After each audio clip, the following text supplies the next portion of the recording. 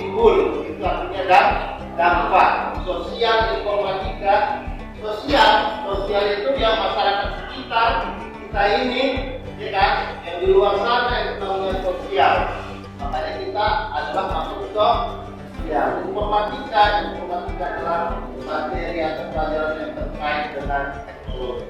Jadi apa akibat atau dampak yang ditimbulkan dengan informatika itu terhadap keadaan sosial kita? Itu nanti akan kita bahas. Kita naikkan tingkat level berpikirnya.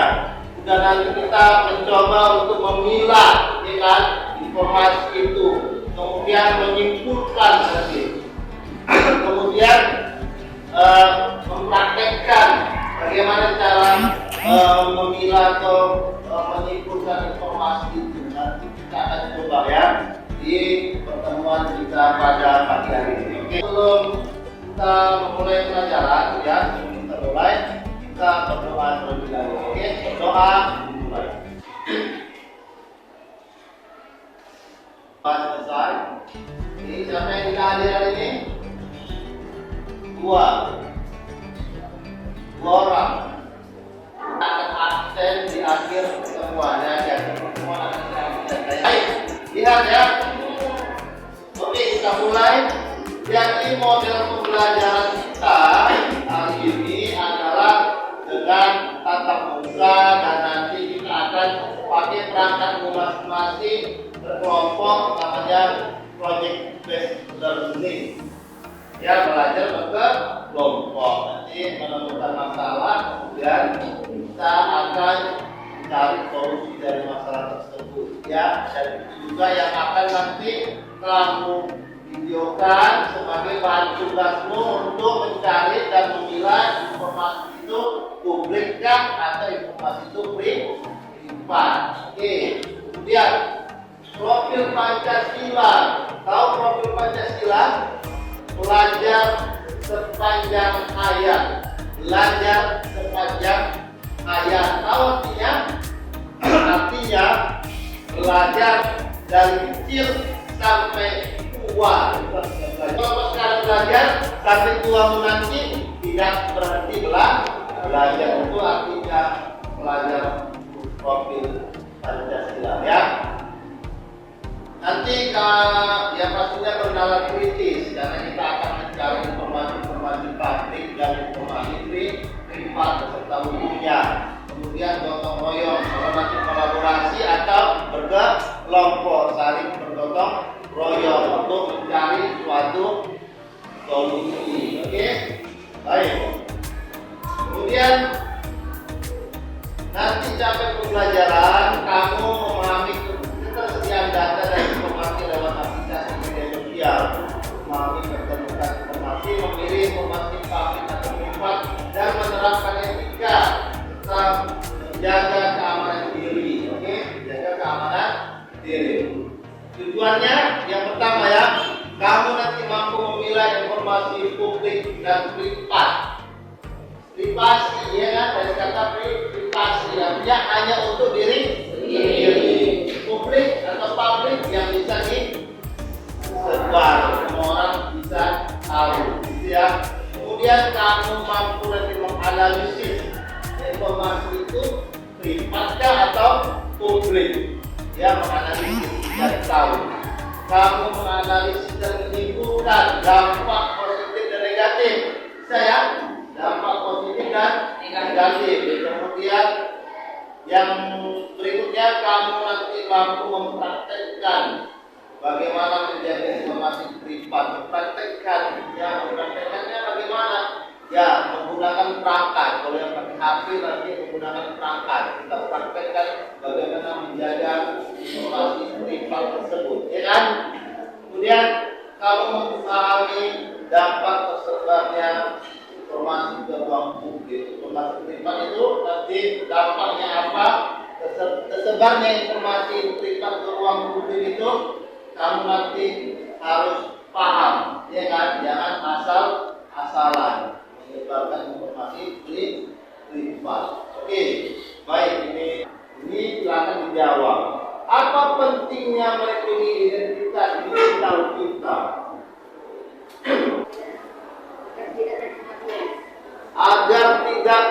tersebar luas. Apa pentingnya melindungi identitas digital kita agar tidak tersebar luas? Satu, yang kedua, melindungi identitas kita.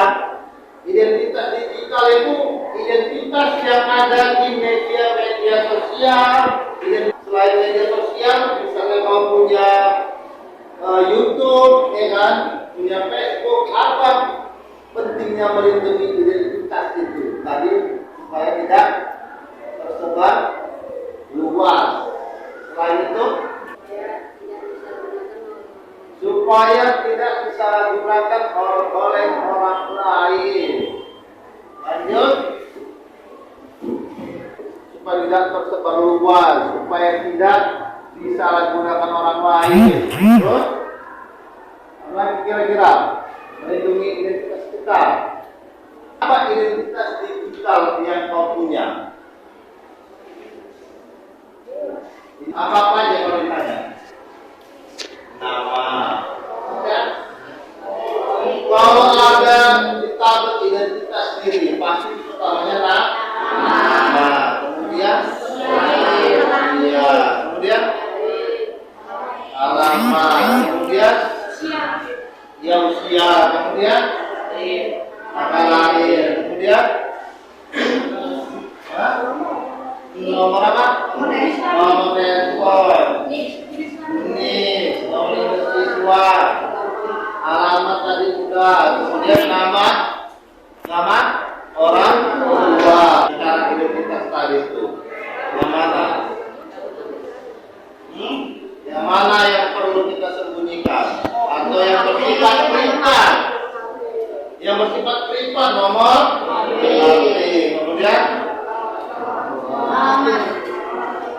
kemudian nama orang tua, kemudian apa lagi? Kemudian alamat. Kalau nama kita publik, ya kan? Contoh informasi privat yang harus kita jaga. Nomor alamat.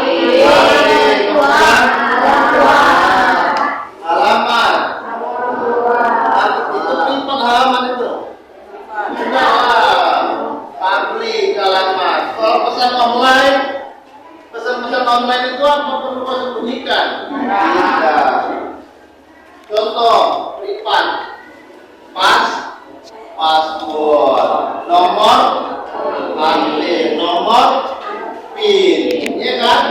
Kemudian nama orang tua. Kok bisa? Karena PIN itu akan ditanya nama ibunya kalau kita mau misalnya membuka buku atau baru. Jadi kalau buku, apa resiko kalau informasi privat menyebar di ruang publik? Apa resikonya yang tadi dibilang disalahgunakan oleh orang lain, ya kan? Kalau tersebar dia. Kemudian selain disalahgunakan, kalau informasi privat menyebar di ruang publik disalahgunakan oleh orang lain. Ya, buat tabel, ya, informasi publik dan informasi privat. Informasi publik, kemudian informasi privat. Oke. Memilah. Ya, memilih sama ya. Mana saja informasi yang bersifat publik dan bersifat privat, silakan lihat tabel yang saya tunjukkan ini, kemudian tuliskan di bukumu, kemudian setelah itu nanti gunakan perangkat handphone, boleh untuk mencari di Google, ya kan, bisa.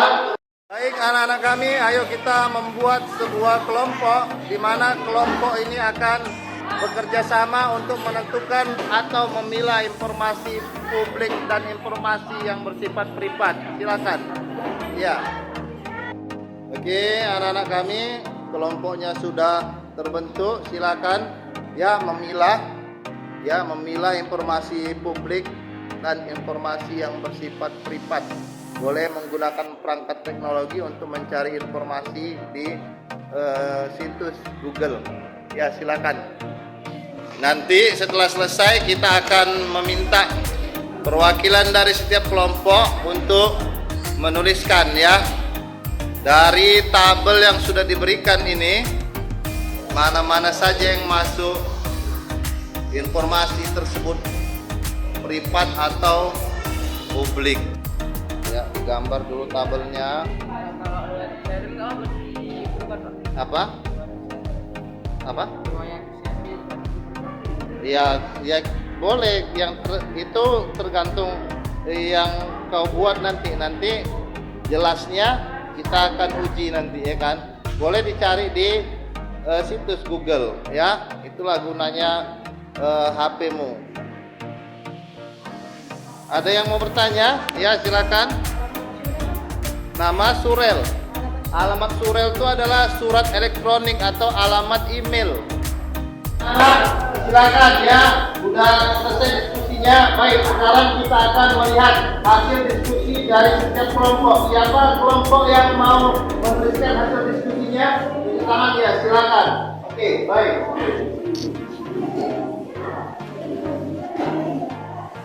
Ya, kita lihat, ya, hasil diskusi kelompok 1.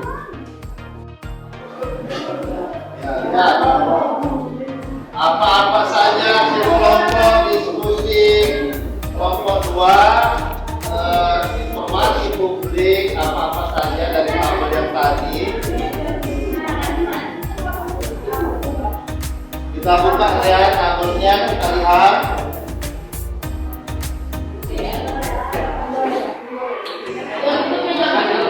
Silakan.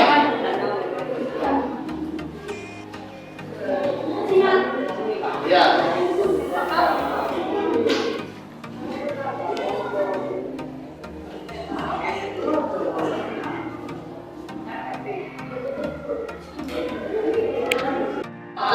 Umur. Iya, plat nomor kendaraan. Nama kepala sekolah. Buku favorit. Hewan favorit. Pelajaran favorit. Riwayat kesehatan. Riwayat kesehatan masuk ke dalam informasi privat. Ya, riwayat kesehatan masuk ke privat. Nama sekolah boleh, alamat berubah. Nomor telepon informasi privat, ya. Situs favorit. Riwayat kesehatan, ya. Password jelas, password. Nomor KTP jelas, privat. Password media sosial privat. Nama orang tua, ya, privat. Nomor PIN juga, plat nomor kendaraan itu masuk ke publik. Ya, diskusi hari ini kalian sudah bisa memilah dan memilih mana informasi privat dan publik. Kemudian tugas yang akan kalian kerjakan melalui video, ya, silakan dicatat tugasnya untuk pertemuan minggu depan. Ya, tugas video diskusi, ya, diskusi untuk minggu depan. Oke. Ya, yang pertama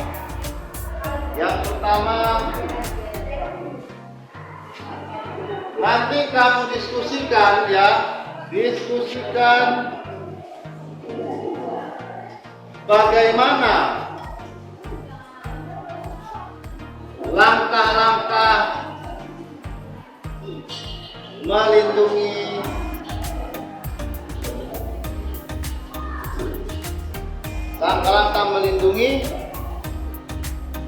identitas digital.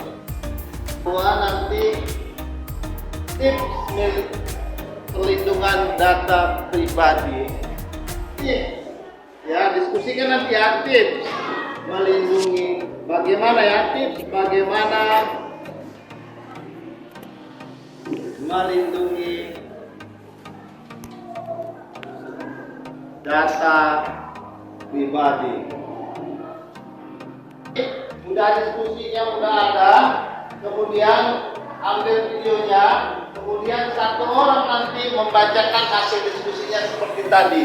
maju ke depan, kemudian divideokan. Kalau kau nanti pas dibaca sama kawan-kawan institusinya, kau videokan. Ya boleh duduk seperti di sini, boleh juga kau berdiri, ya terserah. Ini kau diskusi. Pakaian di rumah boleh, pakaian sekolah juga boleh. Pagi hari ini, ya kita cukupkan sampai di sini. Ya kita akan berjumpa kembali minggu depan. Ya jadi depan kita akan kembali pada materi yang sama, yaitu dampak sosial informatika. Baik ya, terima kasih. Kita akhiri. Assalamualaikum warahmatullahi wabarakatuh. Selamat siang.